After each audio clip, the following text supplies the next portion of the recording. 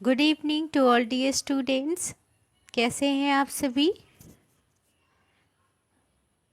Good evening, very good evening. मेरी voice clear जा रही है? कमेंट करके बताइए वॉइस क्लियर है सभी को, और जो स्क्रीन पे लिखा है वो दिख रहा है? स्क्रीन पे जो लिखा है वो दिख रहा है, क्लियर है? चलिए, good evening, very good evening. कैसी चल रही है आप लोग की स्टडी? सभी लोग बताइए, कैसी चल रही है आप लोग की स्टडी? कोई डाउट, कोई प्रॉब्लम?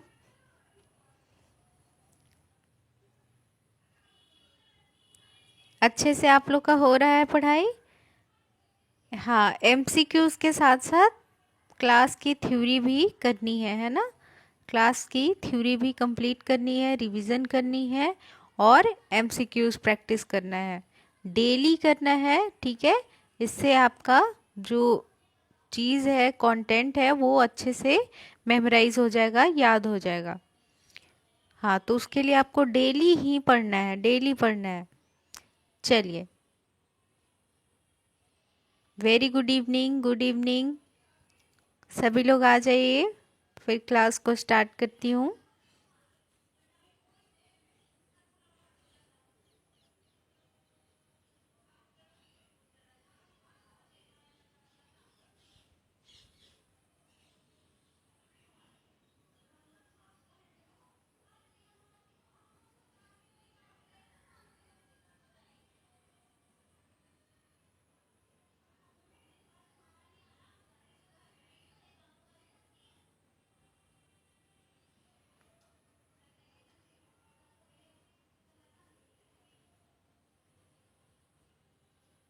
चलिए, तो सभी लोग आ गए, तो आज की क्लास को हम स्टार्ट करते हैं। और आज की क्लास में हम हेल्थ प्रमोशन सब्जेक्ट से, हेल्थ प्रमोशन सब्जेक्ट से जो टॉपिक है उससे सुरक्षित जल, सेफ वाटर, इस टॉपिक से आज हम रिलेटेड इम्पॉर्टेंट क्वेश्चंस को प्रैक्टिस करने जा रहे हैं। ठीक है, सुरक्षित जल, सेफ वाटर के मतलब एमसीक्यूज को प्रैक्टिस करने जा रहे हैं। ठीक है, क्लियर है सभी को?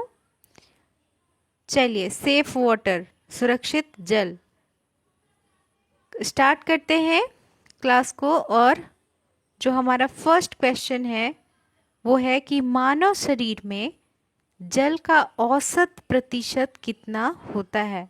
हमारे बॉडी में पूरा जल कितना परसेंट होता है? कमेंट करके सभी लोग बताइए। ऑप्शन में है 40%, 50%, 60% या 70%। ऑप्शन देख लिए, कमेंट कीजिए सभी लोग। हमारे मानव शरीर में कितना परसेंट जल है? मानव शरीर में कितनी प्रतिशत जल है?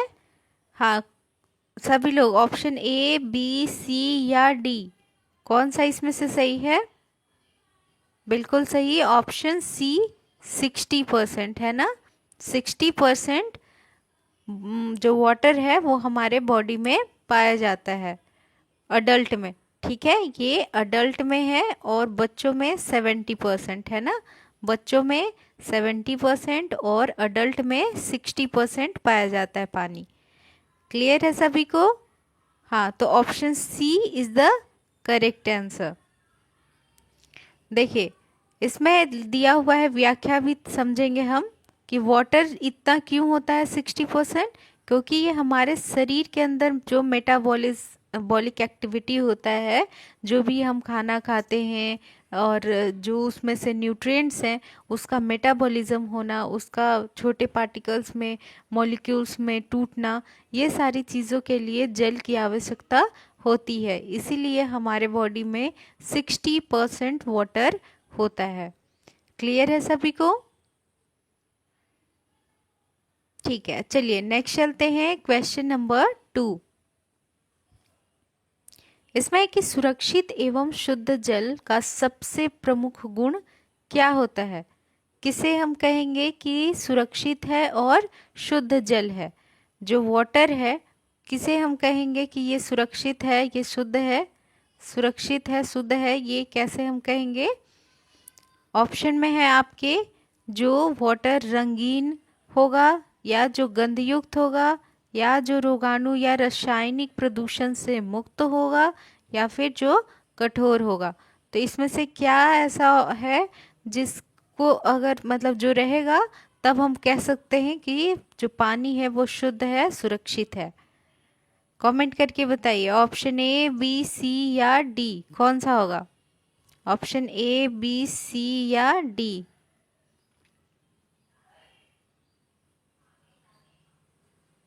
हाँ बिल्कुल, इसका क्या होगा? ऑप्शन सी होगा, जिसमें रोगाणु और रासायनिक प्रदूषण मुक्त होगा, उसी को हम क्या कहेंगे? सुरक्षित और शुद्ध जल कहेंगे। क्या कहेंगे? सुरक्षित और शुद्ध जल कहेंगे। तो option C is the correct answer. ठीक है, ऑप्शन सी क्या है? करेक्ट आंसर है। चलिए नेक्स्ट चलते हैं। नेक्स्ट है क्वेश्चन नंबर 3। क्वेश्चन नंबर 3 देखिए, समझिए। वर्षा जल जो बारिश का पानी होता है वो किस प्रकार का जल होता है? किस प्रकार का पानी होता है? वर्षा जल जो होता है वो किस प्रकार का पानी होता है? ऑप्शन में है सुरक्षित जल, शुद्ध जल, प्रदूषित जल या समुद्री जल। बताइए, वर्षा जल को किस प्रकार का जल माना जाता है? कमेंट कीजिए, सभी लोग अपना अपना आंसर कमेंट कीजिए।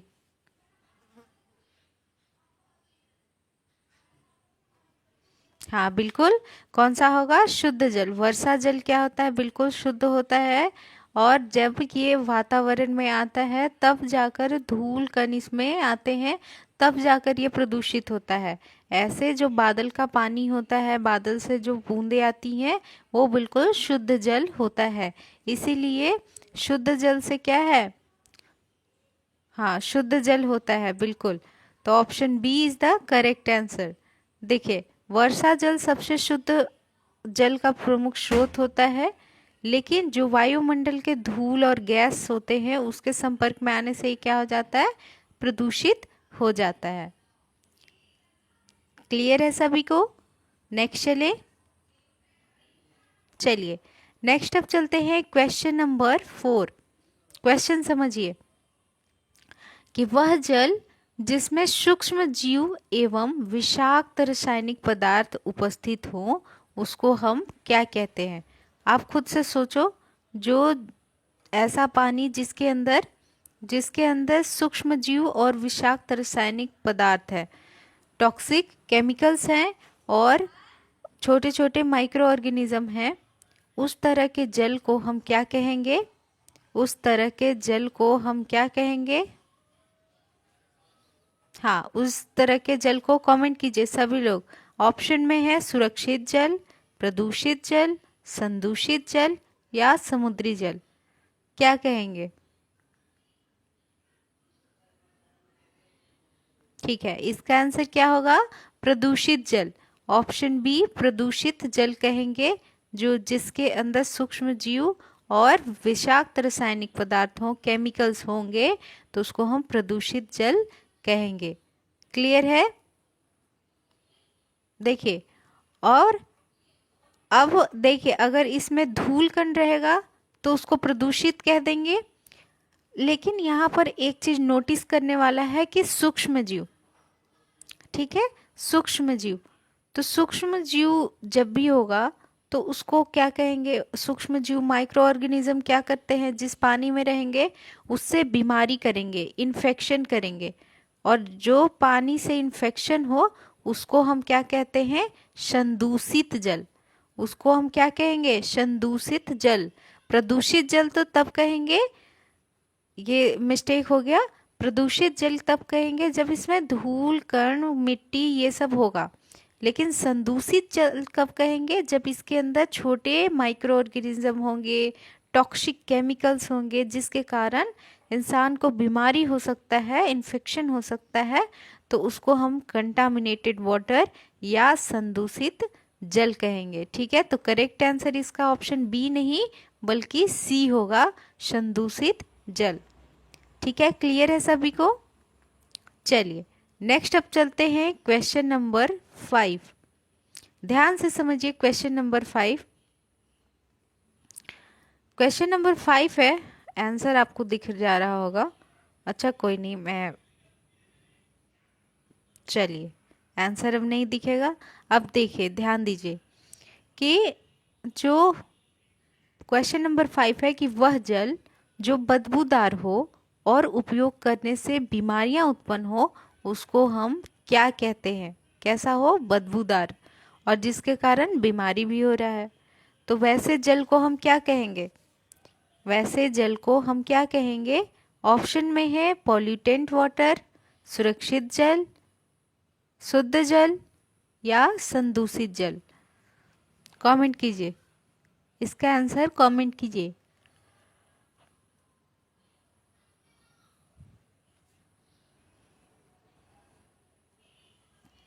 हाँ, इसका आंसर क्या होगा? प्रदूषित जल, पॉल्यूटेंट वाटर। तो पॉल्यूटेंट वाटर क्या है कि ये बदबूदार होगा और ये क्या करेगा? बीमारी करेगा, है ना? क्या करता है? बीमारी करता है। तो देखिए करेक्ट आंसर है ऑप्शन ए, प्रदूषित जल, पॉल्यूटेंट वाटर। देखिए इसमें गंदगी, दुर्गंध और रोगजनक तत्व अधिक मात्रा में पाए जाते हैं जो बीमारी कॉज करते हैं। क्या करते हैं? बीमारी करते हैं। ठीक है, रोगजनक तत्व होते हैं। अब नेक्स्ट चलते हैं क्वेश्चन नंबर 6। कौन सा है? Question number 6। समुद्री जल का मुख्य उपयोग किसके लिए होता है? जो समुद्र का पानी होता है वो हम क्यों यूज करते हैं? किस चीज में यूज करते हैं? समुद्री जल का उपयोग हम किस चीज में यूज करते हैं? सभी लोग कमेंट कीजिए। ऑप्शन में है आपका पीने की के लिए, कृषि कार्य के लिए, परिवहन या ट्रांसपोर्टेशन के लिए और स्नान के लिए। बताइए इन चारों में से कौन सा ऑप्शन सही है? समुद्री जल का मुख्य उपयोग किसके लिए होता है?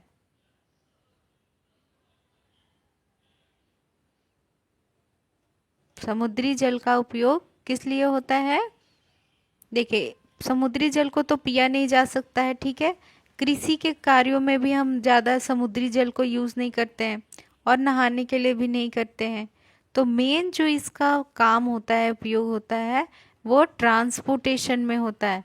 क्योंकि समुद्र के जरिए ही हम एक जगह से दूसरे जगह, देशों तक, विदेशों तक आसानी से ट्रांसपोर्ट कर सकते हैं, है ना। बहुत कम समय में ट्रांसपोर्ट करने के लिए समुद्री जल का ही उपयोग किया जाता है। क्लियर है? समुद्र का ही उपयोग किया जाता है। ठीक है, तो करेक्ट आंसर कौन सा होगा? Option C is the correct answer, परिवहन या ट्रांसपोर्टेशन के लिए, है ना। देखिए यहाँ पर दिया हुआ है कि जो समुद्री जल है उसको तो पी नहीं सकते हैं, लेकिन इसका उपयोग परिवहन एवं समुद्री भोजन के लिए किया जाता है। ठीक है, समुद्री भोजन के लिए किया जाता है, लेकिन इसको हम पी नहीं सकते हैं। चलिए नेक्स्ट अब क्वेश्चन पे आते हैं, क्वेश्चन नंबर 7। क्लियर है सभी को यहाँ तक? क्वेश्चन नंबर 6 तक। नेक्स्ट चलूँ? चलिए नेक्स्ट है क्वेश्चन नंबर 7 कि वह जल स्रोत जिसमें पानी जमीन की खुदाई कर प्राप्त की जाती है। ऐसा जल का स्रोत जहाँ से पानी मिल रहा है जो जमीन के अंदर खुदाई करने पे प्राप्त होगी। तो इसका आंसर क्या होगा? ऑप्शन में है नदी, कुआं, तालाब या वर्षा का जल। तो किसको, कहाँ से हम खुदाई के बाद पानी मिलता है हमें? ऑप्शन में देखिए और कमेंट कीजिए, आंसर कमेंट कीजिए। ऑप्शन ए, बी, सी या डी।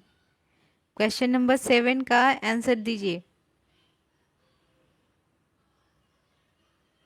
सभी लोग क्लास में ध्यान देंगे, इधर उधर डिस्ट्रैक्ट नहीं होना है। एक जगह बैठिए जहाँ पर शांति हो और उसके बाद आप क्लास पे फोकस करो, ठीक है।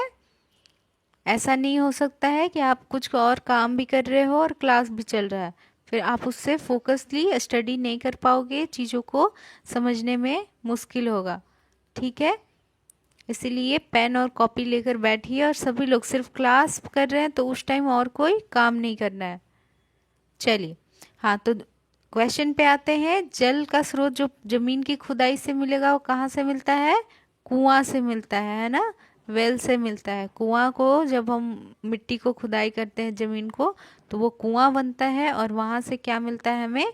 पानी मिलता है। तो option B is the correct answer. Next चलते हैं क्वेश्चन नंबर 8।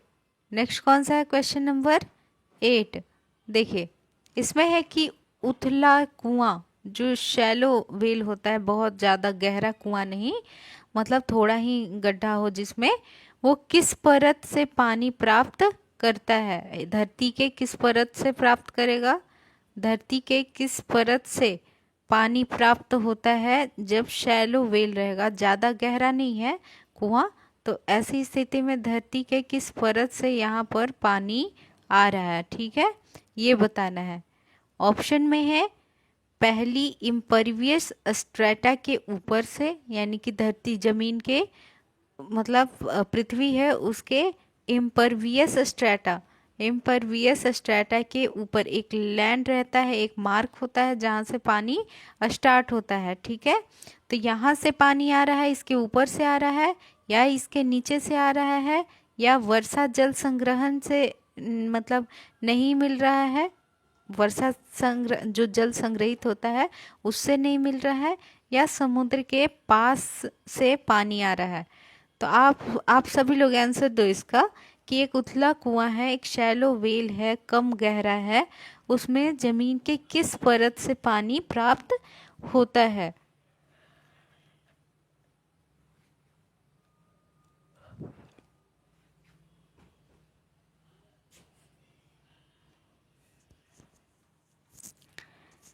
हाँ, बताइए, सभी लोग बताएंगे इसका आंसर कि जमीन के किस परत से पानी मिल रहा है। तो देखिए, क्योंकि कुआं ज़्यादा गहरा नहीं है, इसीलिए इसका जो पानी आएगा वो पहली इम्परवियस स्ट्रेटा के ऊपर से आएगा। एक लैंड रहता है, यहाँ पर पानी स्टार्ट हो जाता है, तो जस्ट इसके ऊपर से ही पानी आना स्टार्ट हो जाएगा, है ना, इसके ऊपर से ही पानी आना स्टार्ट हो जाएगा, पहली इम्परवियस स्ट्रेटा के ऊपर से। क्लियर है? तो हाँ, option A is the correct answer. Next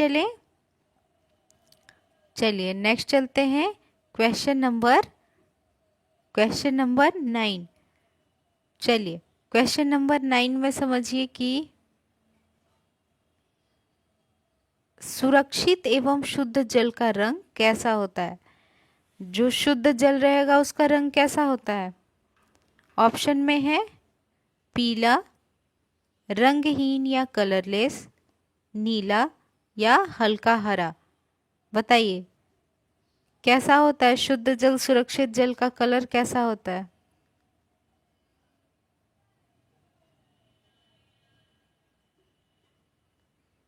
कैसा होता है? बिल्कुल रंगहीन होता है ना। शुद्ध जल में कुछ अगर नहीं है, कोई पॉल्यूटेंट नहीं है, तो उसका कलर कैसा होगा? रंगहीन होगा, ट्रांसपेरेंट होगा, कलरलेस होगा। कैसा होगा? ट्रांसपेरेंट होगा, कलरलेस होगा। क्लियर है? तो option B is the correct answer. अब नेक्स्ट चलते हैं क्वेश्चन नंबर 10।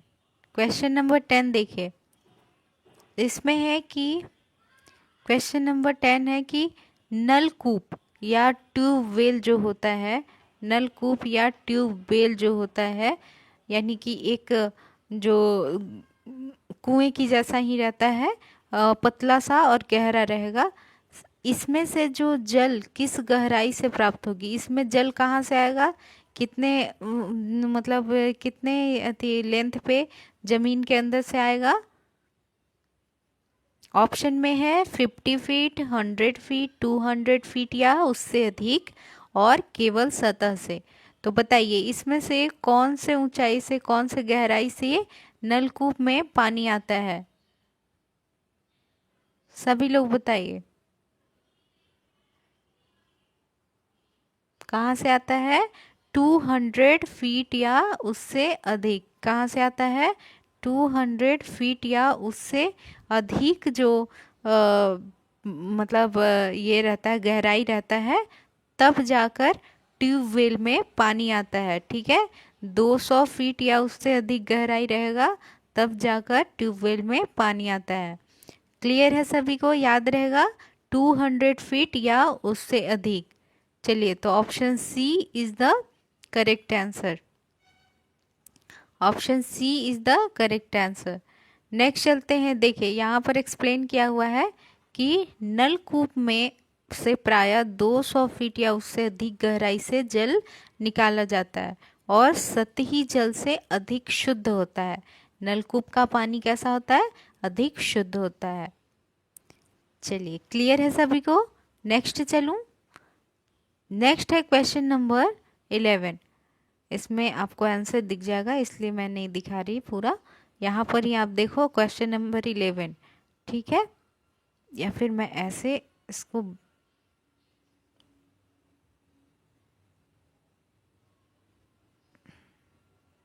चलिए अब देखिए क्वेश्चन नंबर 11 क्या कहता है कि सुरक्षित जल में हानिकारक रासायनिक तत्व अगर नहीं होने चाहिए। सुरक्षित जल में क्या है? हानिकारक रासायनिक तत्व नहीं होने चाहिए। इनमें से कौन सा उदाहरण जो है वो कौन सा उदाहरण है? तो हानिकारक रासायनिक तत्व कौन कौन से होते हैं? हानिकारक रासायनिक तत्व कौन कौन से होते हैं? सभी लोग आंसर कीजिए, सभी लोग। हानिकारक रासायनिक तत्व कौन कौन से होते हैं? ऑप्शन में है नमक, अम्ल, क्षार, लवण, ऑक्सीजन और हाइड्रोजन। इन सब में से कौन सा है केमिकल जो शुद्ध जल में नहीं होते हैं?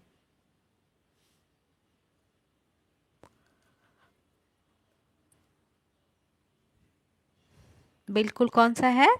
अम्ल, क्षार व लवण। Option B. कौन सा है? अम्ल, क्षार व लवण, ऑप्शन बी। देखिए, शुद्ध जल में हानिकारक रसायन जैसे अम्ल, क्षार और जो भारी धातुएं हैं उनके लवण नहीं होने चाहिए, तभी हम उसको शुद्ध जल कहेंगे। क्लियर है यहाँ तक? नेक्स्ट चलिए नेक्स्ट अब चलते हैं क्वेश्चन नंबर 12। क्वेश्चन नंबर 12 में क्या है कि शुद्ध जल या स्वच्छ जल का सबसे महत्वपूर्ण उपयोग क्या होता है? स्वच्छ जल का उपयोग किस में हम करते हैं? ऑप्शन में है कपड़े धोने, स्नान करने, पीने के लिए या बागवानी करने के लिए। बताइए, शुद्ध जल हम किस में करते हैं? ऑप्शन ए, बी, सी या डी? बिल्कुल, पानी पीने में। ठीक है, option C is the correct answer.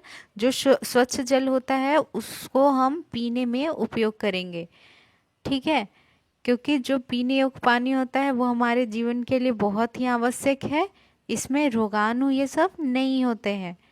Next चलते हैं क्वेश्चन नंबर 13। भारत जैसे धार्मिक देशों में जल का सांस्कृतिक महत्व किस रूप में है? मतलब हमारे इंडिया में जो एक धार्मिक देश है, इसमें बहुत अलग अलग धर्म के लोग हैं, इसमें जल को एक सांस्कृतिक महत्व दिया गया है। वो किस रूप में दिया गया है? किस रूप में दिया गया है? जो इसको वैल्यू दिया गया, इम्पोर्टेंस दिया गया, महत्व दिया गया, वो किस रूप में दिया गया? ऑप्शन में है परिवहन के लिए, धार्मिक अनुष्ठानों और पूजा के लिए, उद्योगों में उपयोग के लिए या सिंचाई के लिए। बताइए, इन चारों ऑप्शन में से कौन सा ऑप्शन करेक्ट है? कौन सा ऑप्शन करेक्ट है? सभी लोग बताएंगे, सभी लोग बताएंगे, अपना अपना आंसर दीजिए। कमेंट कीजिए, अपना अपना आंसर दीजिए कि भारत जैसे धार्मिक देश में जल का सांस्कृतिक महत्व किस रूप में है? जल का सांस्कृतिक महत्व किस रूप में होता है? धार्मिक अनुष्ठानों और पूजा के लिए। क्या होता है?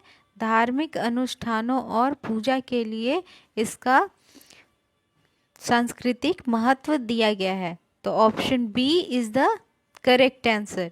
है ना। इसको पूजा पाठ में जो नदी के पानी होता है, जल होता है, उसको पवित्र माना जाता है और पूजा पूजा अर्चना के लिए इसको यूज किया जाता है ना। करेक्ट आंसर है ऑप्शन बी, धार्मिक अनुष्ठानों और पूजा के लिए। नेक्स्ट चलते हैं क्वेश्चन नंबर 14। वर्षा जल संग्रहण, जिसको हम रेन वाटर हार्वेस्टिंग कहते हैं, इसका मुख्य उद्देश्य क्या होता है। मतलब हम वर्षा के जल को, बारिश के पानी को अगर एक जगह जमा करते हैं, तो क्यों करते हैं, इसका क्या उद्देश्य होता है। ऑप्शन में है जल के रंगीन बनाना, जल को रंगीन बनाने के लिए जमा करते हैं, या भूजल स्तर को बढ़ाने के लिए, या जल को प्रदूषित करने के लिए, या जल को कठोर बनाने के लिए। बताइए, आंसर बताइए सभी लोग। वर्षा जल को हम क्यों संग्रहित करते हैं, पानी जो बारिश का पानी होता है उसको हम क्यों जमा करते हैं।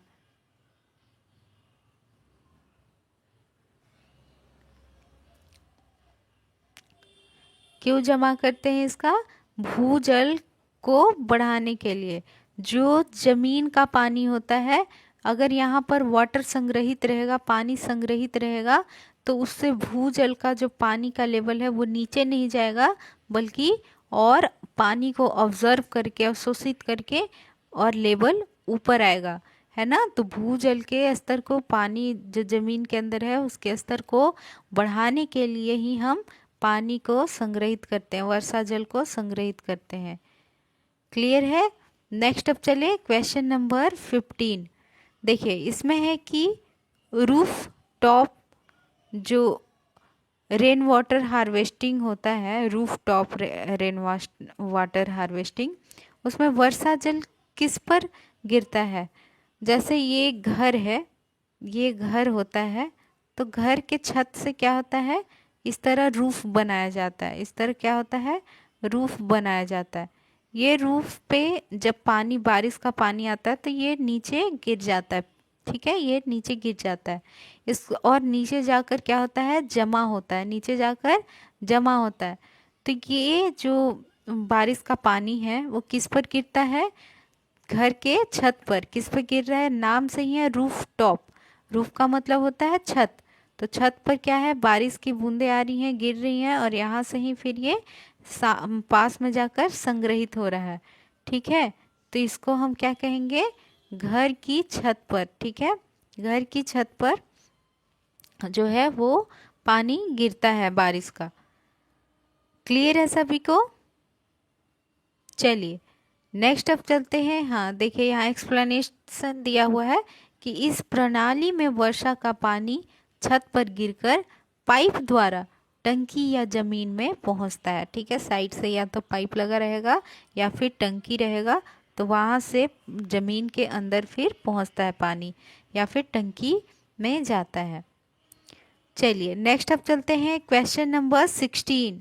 क्वेश्चन नंबर कौन सा है, 16। इसमें है कि जल प्रदूषण का मुख्य कारण क्या होता है। मतलब जल अगर प्रदूषित हो रहा है, गंदा हो रहा है, तो क्यों हो रहा है।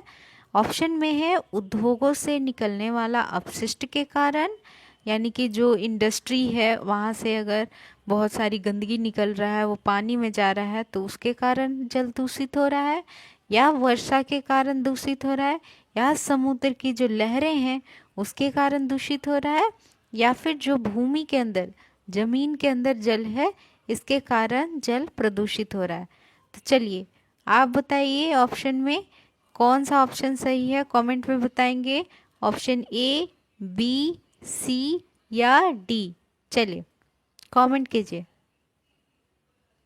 अगर वाटर जो है गंदा हो रहा है, प्रदूषित हो रहा है, तो क्यों हो रहा है, क्या कारण है।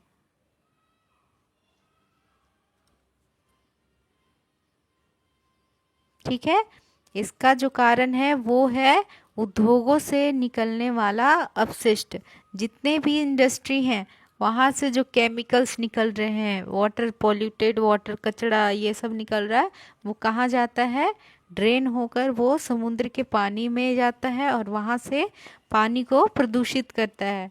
क्या करता है, पानी को प्रदूषित करता है।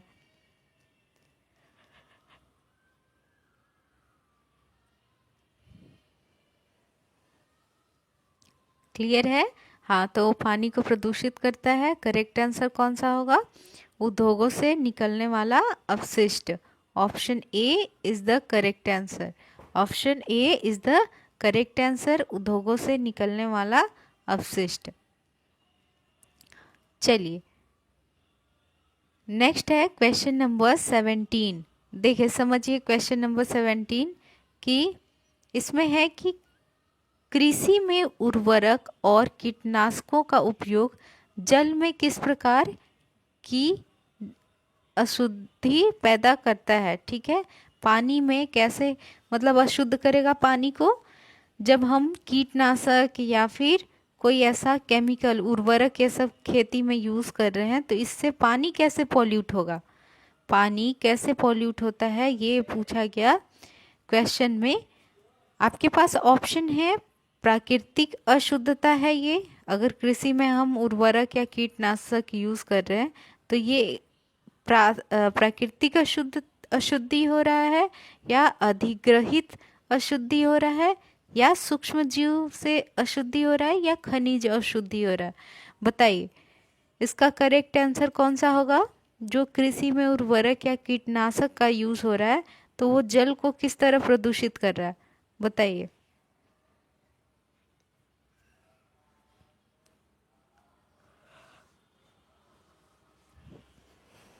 इसका कौन सा आंसर होगा?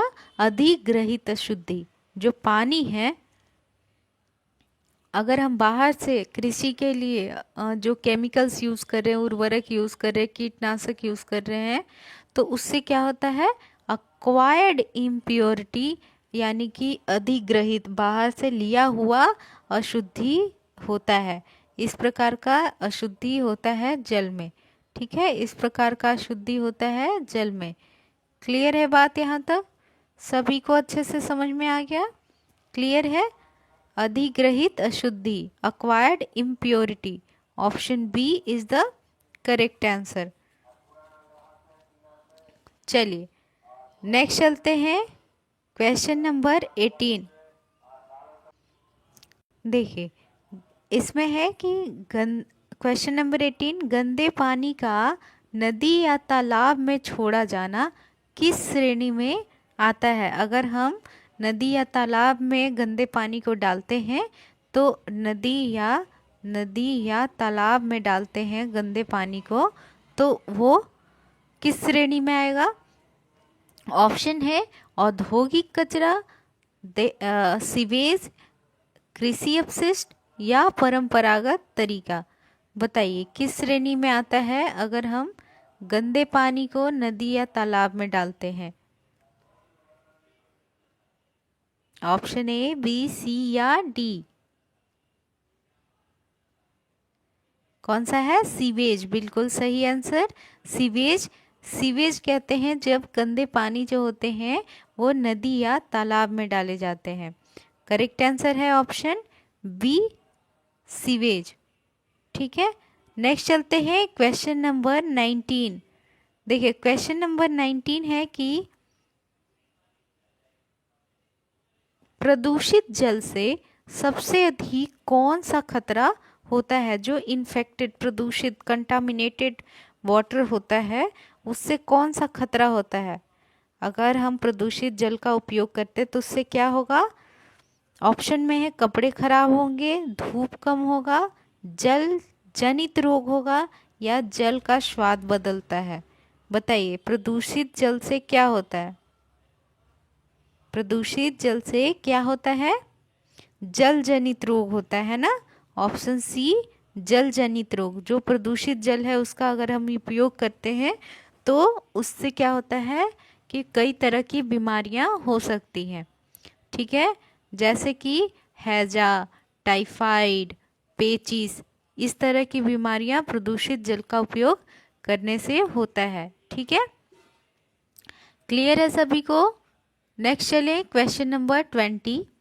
सुरक्षित पेयजल में कौन सा घटक नहीं होता है? सुरक्षित जल में क्या नहीं होता है? सुरक्षित, अगर हम किसी पेयजल का यूज़ कर रहे हैं और वो सुरक्षित है तो हम कैसे कहेंगे कि वो सुरक्षित है? किस चीज़ का एब्सेंस होगा उसमें, यानी कि कौन सा चीज़ है जो उसमें नहीं होगा? ऑप्शन में है आपके जैविक घटक या बायोलॉजिकल कंपोनेंट, स्वाद, स्वच्छ स्वाद, घुली हुई गैसें या पारदर्शिता ट्रांसपेरेंसी।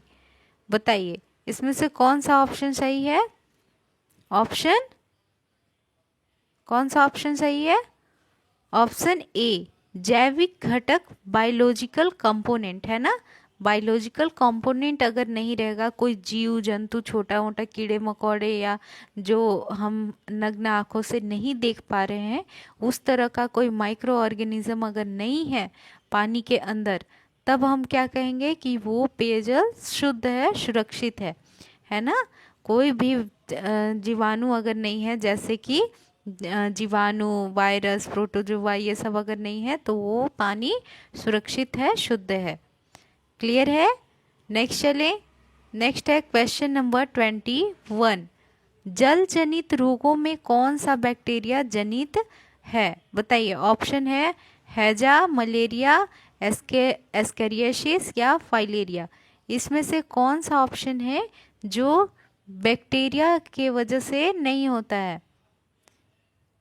सॉरी, बैक्टीरिया के वजह से होता है। जो पूछ रहा है जल जनित रोग है, ये सभी क्या है? जल जनित रोग है। लेकिन इसमें से कौन सा रोग है जो बैक्टीरिया के कारण हो रहा है? हाँ बताइए, कमेंट करके बताइए बैक्टीरिया के कारण कौन सा हो रहा है। ऑप्शन में है हैजा, मलेरिया, एस्केरियासिस या फाइलेरिया। बिल्कुल सही आंसर कौन सा है? हैजा। हैजा जो होता है, कॉलरा जो होता है, वो एक जल जनित रोग है और वो भी बैक्टीरिया के कारण हो रहा है ना। बाकी जो ये सब है मलेरिया, स्कैरियासिस, फैलेरिया, ये सब प्रोटोजोआ और जो मॉस्क्यूटो बाइट करता है, मच्छर काटता है, उसके कारण होता है ना।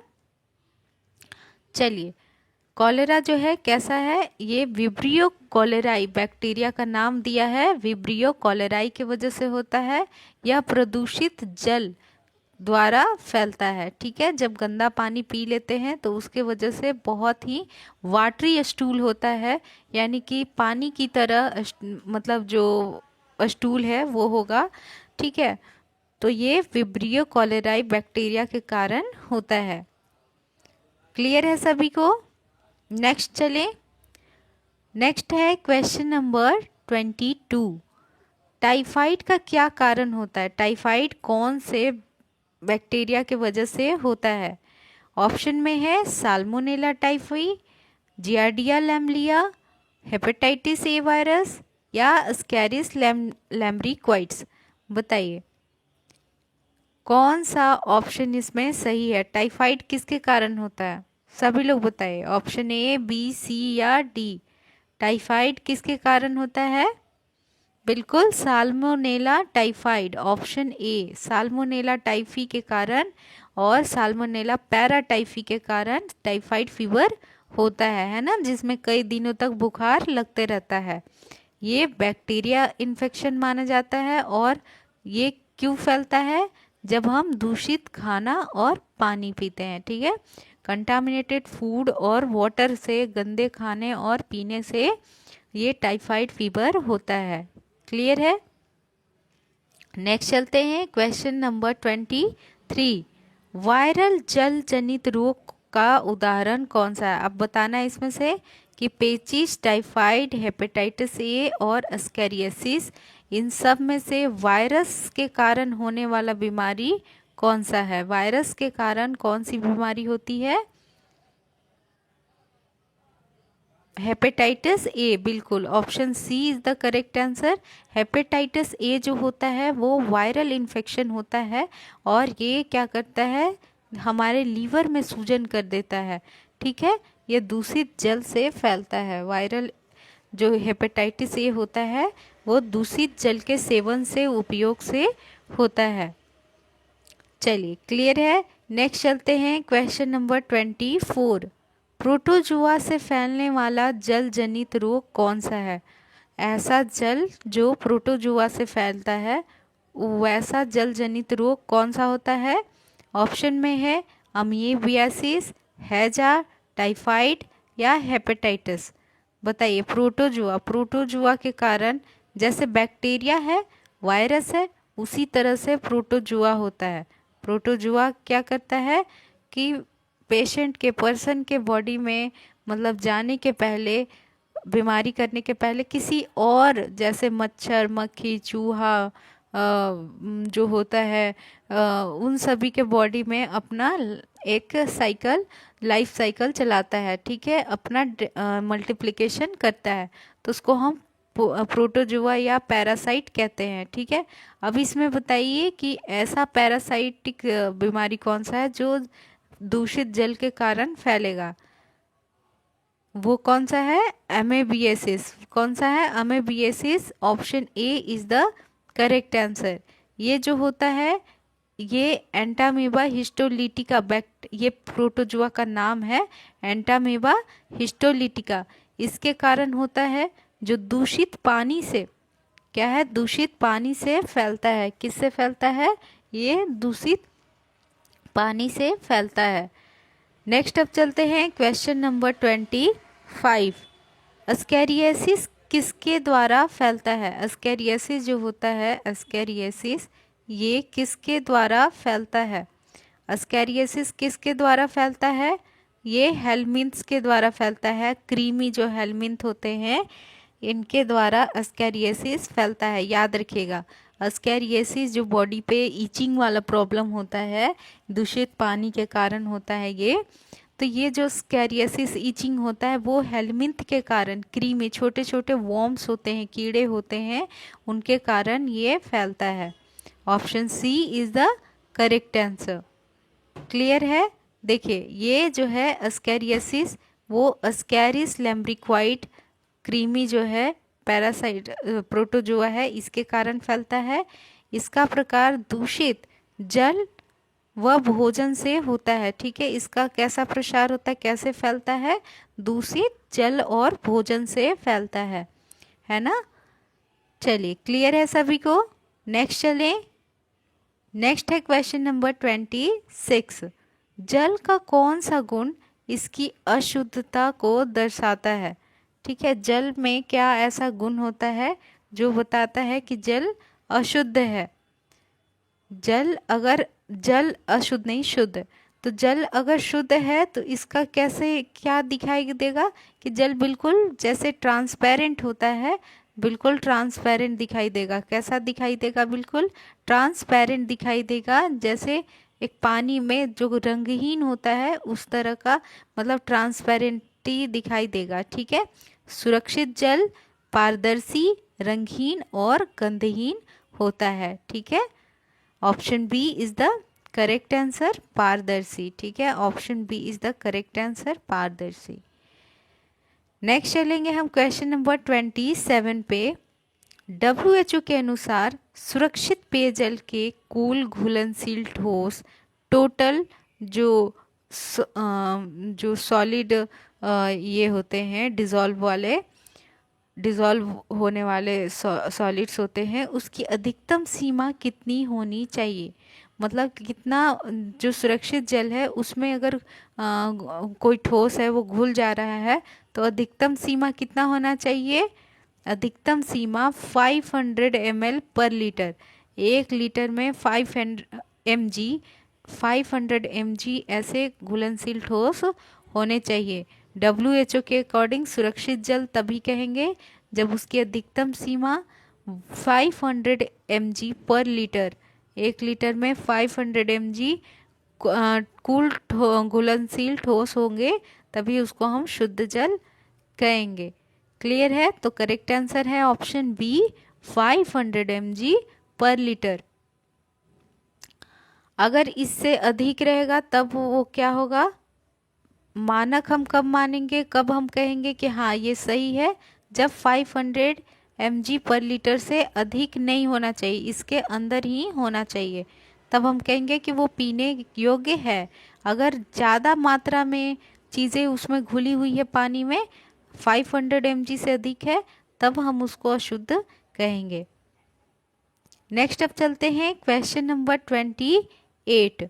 इसमें है कि WHO के अनुसार, वर्ल्ड हेल्थ ऑर्गेनाइजेशन के अनुसार, सुरक्षित पेयजल में फ्लोराइड की मात्रा कितनी होती है? जो फ्लोराइड होता है, जो हल्का पीलापन देता है, वो शुद्ध जल में कितना होना चाहिए? 1.5 mg, 1.5 mg पर लीटर। ठीक है, 1 लीटर में 1.5 mg तक फ्लोराइड होना चाहिए।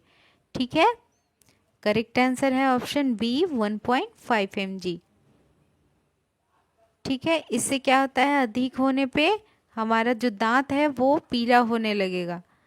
नेक्स्ट अब चलते हैं क्वेश्चन नंबर 29। पानी की कठोरता क्या क्या कारण है? पानी अगर कठोर लगता है, खारा लगता है पीने पे, तो इसका क्या कारण है? कि उसमें कैल्शियम और मैग्नीशियम पाया गया। कैल्शियम और मैग्नीशियम के कारण क्या होता है, पानी की जो शुद्धता है वो कम हो जाती है और वो कड़वा कठोर लगता है, पीने पे खारा लगता है। तो करेक्ट आंसर कौन सा होगा? Option B, calcium and magnesium. Next चलते हैं क्वेश्चन नंबर 30। अस्थाई कठोरता या टेम्पररी हार्डनेस किसके कारण होता है?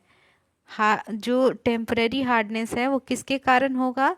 वो जो कुछ समय के बाद वो ठीक हो सकता है, पानी शुद्ध हो सकता है, जिसको हम अस्थाई कठोरता कहते हैं। तो ऑप्शन में है कैल्शियम और व मैग्नीशियम के बाइकार्बोनेट से, क्लोराइड से, क्लोराइड से,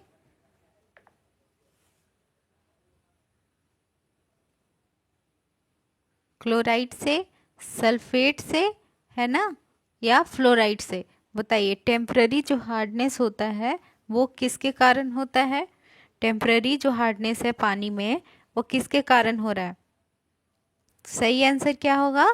कैल्शियम व मैग्नीशियम के बाइकार्बोनेट से, है ना।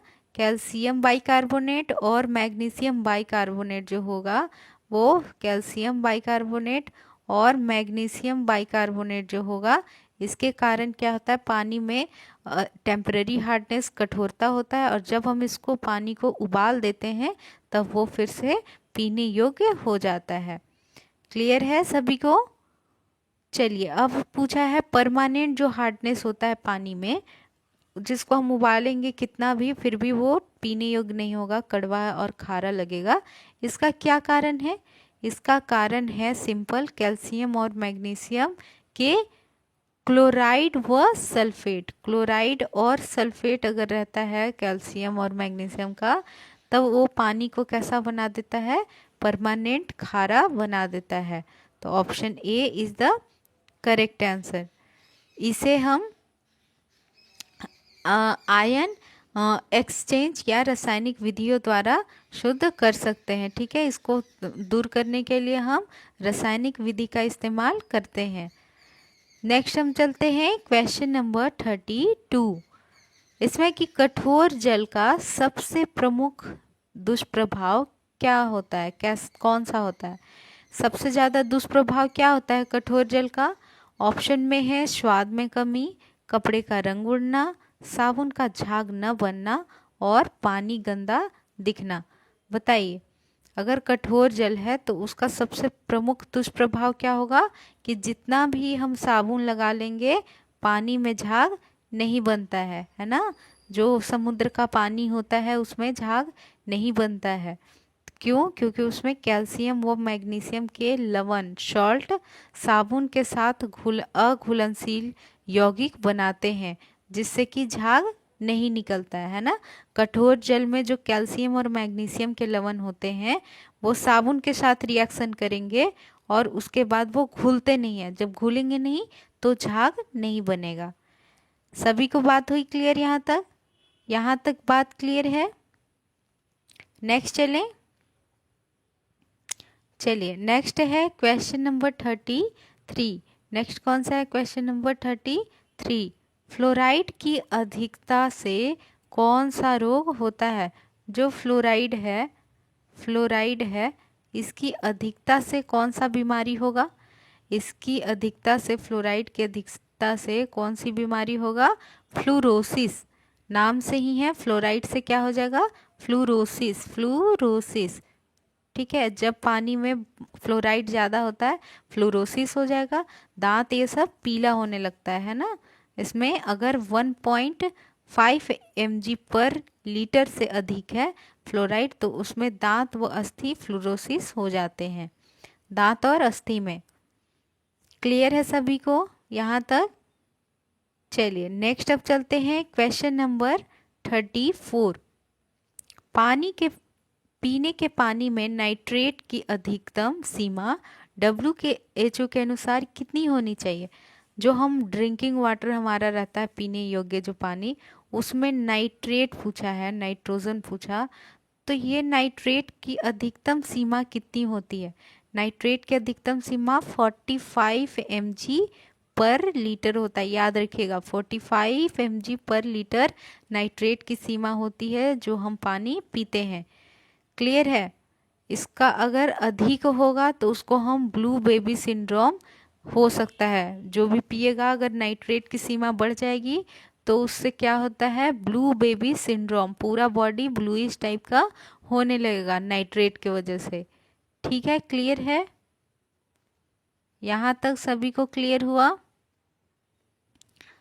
चलिए नेक्स्ट चलते हैं क्वेश्चन नंबर 35। इसमें है कि क्वेश्चन नंबर 35 है कि ब्लू बेबी सिंड्रोम किस प्रदूषक से होता है? वो होता है नाइट्रेट से। अभी हमने क्या देखा, जब नाइट्रेट का लेवल 45 से इंक्रीज हो जाएगा तो वही इंसान को ब्लू बेबी सिंड्रोम हो जाता है। तो यानी कि ब्लू बेबी सिंड्रोम जो है वो नाइट्रेट के कारण होता है। चलिए ये क्या है, शिशुओं में नाइट्रेट मेट हीमोग्लोबिन उत्पन्न करता है जिससे ऑक्सीजन की कमी होने लगती है बॉडी में, और जब ऑक्सीजन कमी होगा तो इंसान का शरीर कैसा दिखेगा, ब्लू कलर का, नीला पड़ने लगेगा, है ना। इसी को हम ब्लू बेबी सिंड्रोम कहते हैं। नेक्स्ट चलते हैं क्वेश्चन नंबर 36। असैनिक की अधिकता से कौन सा रोग होता है? आर्सेनिक, जो आर्सेनिक होता है, आर्सेनिक होता है केमिकल, इसकी अगर पानी में ये जो केमिकल है ये अगर वाटर के अंदर बढ़ जाए तो इससे कौन सी बीमारी होती है? आर्सेनिकोसिस। आर्सेनिकोसिस, आर्सेनिक से क्या होगा, आर्सेनिकोसिस होता है। ठीक है, क्लियर है? इसके लिए तो ज़्यादा दिमाग नहीं चलाना है। आर्सेनिक से क्या होगा, आर्सेनिकोसिस। ठीक है, option B is the correct answer. अब देखिए जब आर्सेनिक शरीर पानी में जो धरती के अंदर है उसमें अधिक होता है तो उससे त्वचा का रोग, कैंसर और आर्सेनिकोसिस होता है। ठीक है, सोचिए आर्सेनिक से कैंसर भी हो रहा है। नेक्स्ट हम चलते हैं क्वेश्चन नंबर 37। जल जनित रोगों की रोकथाम के लिए, उसको रोकने के लिए सबसे अच्छा उपाय क्या है? अगर जो पानी के द्वारा बीमारी फैल रहा है तो उसको रोकने के लिए हम क्या कर सकते हैं? सुरक्षित पेयजल उपलब्ध करा सकते हैं, क्योंकि जो बीमारी हम गंदे पानी से पीने के कारण हो रहा है उसको अगर हम सुरक्षित पेयजल का उपयोग करेंगे तो उससे हमें क्या होगा, रोकथाम हम कर सकते हैं, उन बीमारियों से हम खुद को बचा सकते हैं। क्लियर है ये बात? ये बात क्लियर हुई सभी को? हाँ, तो option B is the correct answer, सुरक्षित पेयजल उपलब्ध कराना। ठीक है, देखिए जल जनित रोगों से बचाव के लिए सबसे पहला कदम है शुद्ध एवं रोगाणु रहित जल का उपलब्ध करना। ठीक है, रोगाणु जनित रहित यानी कि जिसमें रोगाणु नहीं हो उस तरह का पानी, शुद्ध पानी यूज करना है। क्लियर है सभी को यहाँ तक? नेक्स्ट चले। ठीक है, नेक्स्ट है क्वेश्चन नंबर 38। घरेलू स्तर पर पानी को सुरक्षित बनाने की सबसे सरल विधि क्या है? अगर हम घरेलू स्तर की बात करें तो पानी को हम कैसे शुद्ध कर सकते हैं? इसके लिए हम सिंपल उसको उबाल देंगे तो पानी की जो अशुद्धता है वो पानी में से खत्म हो जाएगा और पानी कैसा हो जाएगा, शुद्ध हो जाएगा। तो option C is the correct answer, उबालना। ठीक है, पानी को अगर 10 से 15 मिनट हम उबाल देंगे तो उसके अंदर के जो रोगाणु हैं वो नष्ट हो जाएंगे। नेक्स्ट चलते हैं क्वेश्चन नंबर 39। पानी को शुद्ध करने के लिए सामान्यतः क्लोरीन किस रूप में प्रयोग किया जाता है? जो क्लोरीन है ये किस रूप में यूज़ किया जाता है पानी को शुद्ध करने के लिए? क्लोरीन क्या करता है, इसको हम ब्लीचिंग पाउडर के फॉर्म में यूज़ करते हैं। ब्लीचिंग पाउडर में क्लोरीन होता है और इसका जब हम उपयोग करते हैं तो ये पानी को शुद्ध करता है। ठीक है, तो इसलिए आप सुने होंगे कि जो कुआं का पानी ये सब होता है उसमें हम ब्लीचिंग पाउडर डालते हैं ताकि पानी को शुद्ध कर सके। तो ये इसमें क्लोरीन होता है। Option B is the correct answer. Next हम चलते हैं क्वेश्चन नंबर 40। पानी में रोगाणुनाशक प्रभाव दिखाने वाला क्लोरीन का सक्रिय घटक कौन सा है? मतलब क्लोरीन जो है वो कौन से फॉर्म में यूज़ होता है? सबसे ज़्यादा जो एक्टिव फॉर्म है जिसमें सबसे ज़्यादा वो पानी को साफ करेगा वो है हाइपोक्लोरस अम्ल जो होता है इसमें क्लोरीन है और ये पानी को रोगाणुनाशक होता है, रोग के को ख़त्म करता है, छोटे छोटे जीवों को किल कर देता है पानी के अंदर से। तो इसी का यूज़ किया जाता है, हाइपोक्लोरस अम्ल का यूज़ किया जाता है। Option A is the correct answer. Next हम चलते हैं क्वेश्चन नंबर 41। क्लोरीनीकरण में पानी में क्लोरीन की आदर्श मात्रा कितनी रखी जाती है?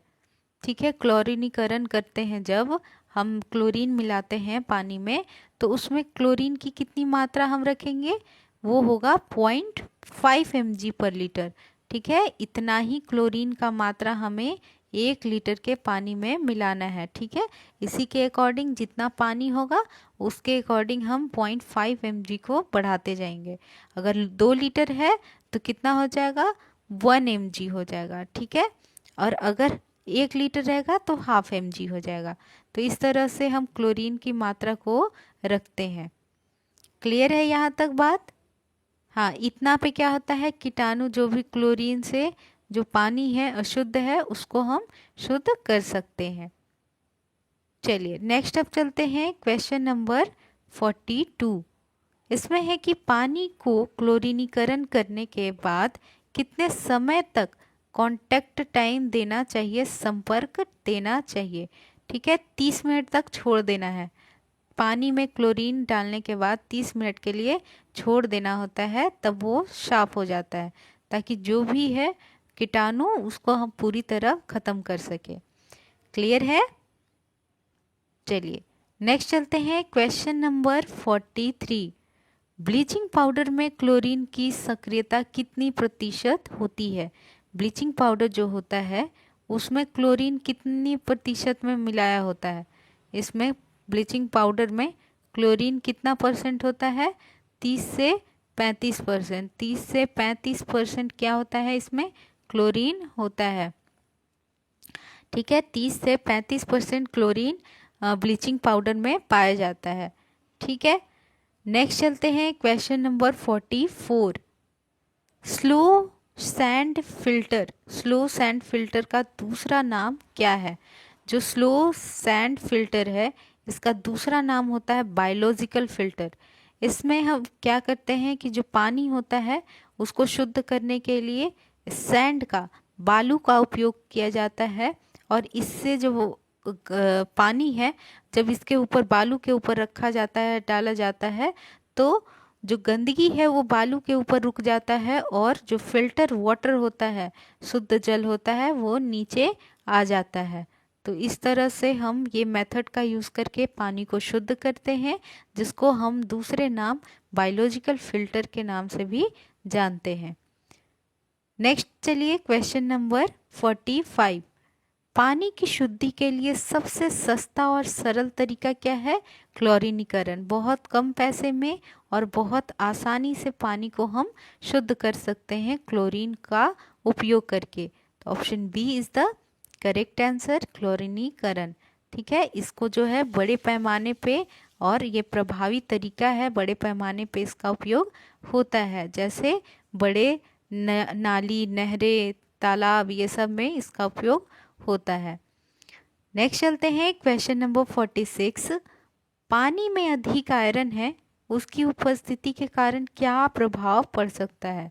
तो अगर अधिक आयरन है तो इससे क्या है, पीला और भूरा धब्बा या स्वाद में खराबी लगेगा। आयरन जब ज़्यादा होता है तो उससे कैसा होगा, पीला या भूरा धब्बा की तरह होगा, उसका मतलब पानी दिखेगा पीला रंग का और या फिर भूरा रंग का, ठीक है। और उसका स्वाद भी कैसा होगा, खराब होगा, ठीक है। उसका स्वाद भी कैसा होगा, खराब होगा। Option B is the correct answer. ऐसा क्यों? क्योंकि जो आयरन है उसकी अधिकता से रंग व स्वाद प्रभावित होता है और बर्तन पे जब वो पानी लगते हैं तो उस पे धब्बे बन जाते हैं, ठीक है। बर्तन पे क्या होते हैं, धब्बे बन जाते हैं। क्लियर है सभी को यहाँ तक? अच्छे से समझ में आ रहा है? कमेंट कीजिए, सभी लोग कमेंट कीजिए। जो बताया जा रहा है अच्छे से समझ आ रहा है, क्लियर है सभी को? चलिए ठीक है, बहुत अच्छी बात है। नेक्स्ट चलते हैं क्वेश्चन नंबर 47। कठोर जल पीने से कौन सी समस्या होती है? अगर हम खारा पानी पी लेते हैं समुद्र का तो उससे क्या हो सकता है, उसमें बहुत गंदगी होता है, केमिकल्स होते हैं, पत्थर टाइप का होता है, उसके कारण हमें यूरिनरी कैलकुलाई या पथरी हो सकता है, किडनी स्टोन हो सकता है। क्योंकि पानी में कठोरता क्यों है, उसमें कैल्शियम और मैग्नीशियम बहुत ज़्यादा होता है, जिसके कारण जो मूत्र मार्ग है और मूत्राशय है, किडनी है, उसमें पथरी बन सकता है, ठीक है। क्लियर है सभी को? यहाँ तक सभी को क्लियर है? कमेंट कीजिए, सभी को क्लियर है? ओके। नेक्स्ट अब चलते हैं क्वेश्चन नंबर 48। WHO के अनुसार सुरक्षित जल का पीएच कितना होना चाहिए? अब हम कहेंगे कि कोई शुद्ध जल है, सुरक्षित जल है, तो उसका हम पीएच देखते हैं। जैसे कि हमारा ब्लड का होता है, हमारा सलाइवा का, पूरे बॉडी में जितने भी चीज़ें हैं सभी का पीएच होता है। तो अब हम अगर पानी का, नॉर्मल पानी का, शुद्ध पानी का पीएच की बात करें तो वो कितना होता है, 6.5 टू 8.5, इतना पीएच होता है, ठीक है। यानी कि ये बिल्कुल न्यूट्रल होता है, ना क्षारीय है और ना ही अम्लीय है। नेक्स्ट अब चलते हैं क्वेश्चन नंबर 49। जो आर्सेनिक है उसकी अगर अधिकतम स्वीकार्य सीमा कितनी होती है, कितना अगर है पानी में आर्सेनिक तो हम उसको पी सकते हैं? तो वो है 0.01 mg पर लीटर, ठीक है। 0.01 mg पर लीटर, इतना अगर इतना मात्रा है आर्सेनिक का तो हम उसको पी सकते हैं, ठीक है। आर्सेनिक अगर इससे ज़्यादा रहेगा तो क्या हो जाएगा, आर्सेनिकोसिस, ठीक है, आर्सेनिकोसिस। तो ये 0.01 0.01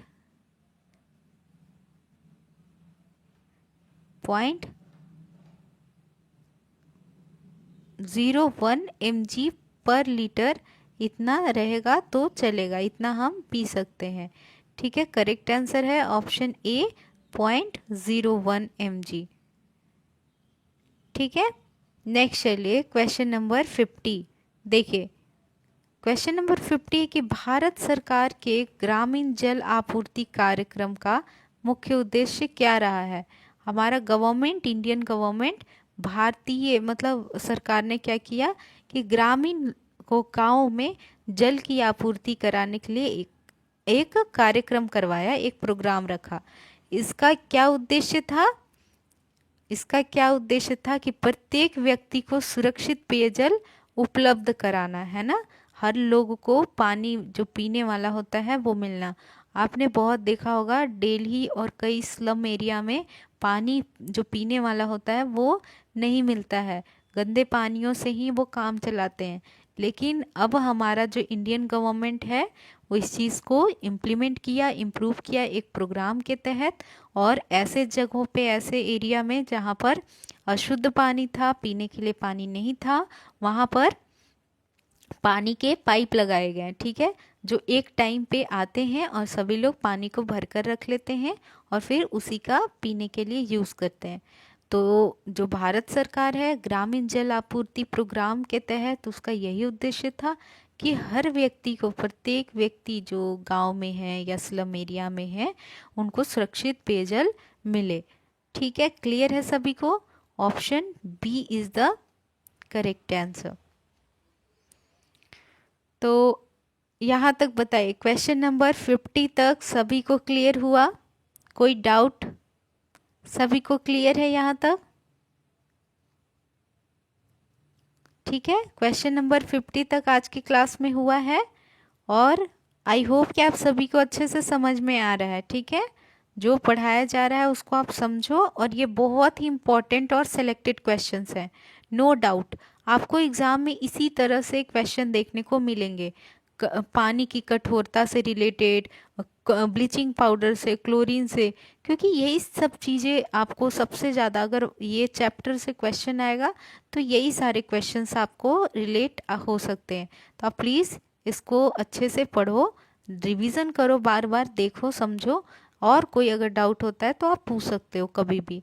ओके, आपको जो व्हाट्सअप नंबर दिया गया है 8789694229, उस पर आप आसानी से मैसेज ड्रॉप करो और आपको वहाँ पर आंसर मिल जाएगा। ठीक है, तो आज की क्लास में बस इतना ही, 50 क्वेश्चंस। उसके बाद हम नेक्स्ट क्लास में करेंगे। तो thank you for this class, take care.